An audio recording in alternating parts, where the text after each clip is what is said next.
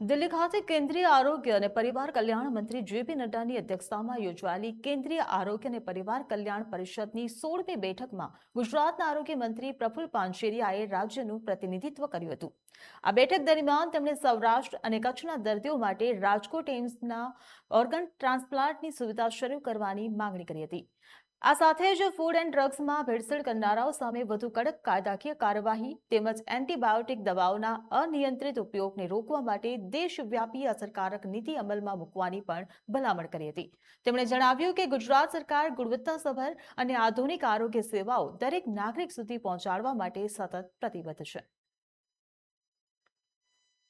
આ સૂચનોમાં ગુજરાત સરકાર દ્વારા મેં તો જ્યારે ગુજરાત રાજ્યના 4 વિભાગની અંદર 2 વિભાગમાં ઓર્ગન ટ્રાન્સપ્લાન્ટની ખૂબ સારી પ્રવૃત્તિ ચાલે છે, જેમાં અમદાવાદ અને સુરતમાં એટલે આખું પોકેટ એ સચવાઈ જાય છે ને ત્યાં દર્દીઓને એ લાભ પણ પ્રાપ્ત થાય.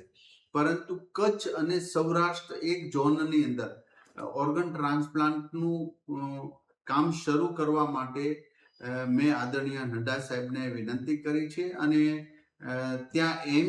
રાજકોટ એમ્સની અંદર આ વિભાગ શરૂ થાય તો કચ્છ અને સૌરાષ્ટ્રના આખા વિભાગને ઓર્ગન ટ્રાન્સપ્લાન્ટ માટેની સવલત પ્રાપ્ત થાય. બીજી વાત, જ્યારે આરોગ્ય મંત્રી શ્રી સાથે અમારી ચર્ચા થઈ ત્યારે પૂરા ભારતની અંદર એન્ટીબાયોટિક દવાનું બેફામ રીતે જ્યારે ડોક્ટર કે અમુક દર્દીઓ પણ સામેથી માંગતા હોય અથવા તો ડાયરેક્ટ મેડિકલ થી લઈને એન્ટીબાયોટિકનો દુરુપયોગ પોતાના શરીરમાં નાખીને કરી રહ્યા છે, ત્યારે એન્ટીબાયોટિક ચોક્કસ જેટલી જ એનો જથ્થો હોય છે એટલા નામ હોય છે, પરંતુ જો એ દર વખતે એન્ટીબાયોટિક હાઈ પાવરની લેવામાં આવે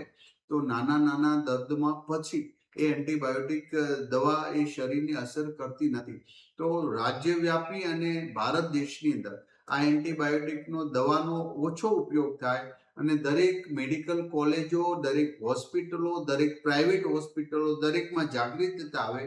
અને એન્ટીબાયોટિક દવાનો ખૂબ ઓછો ઉપયોગ થાય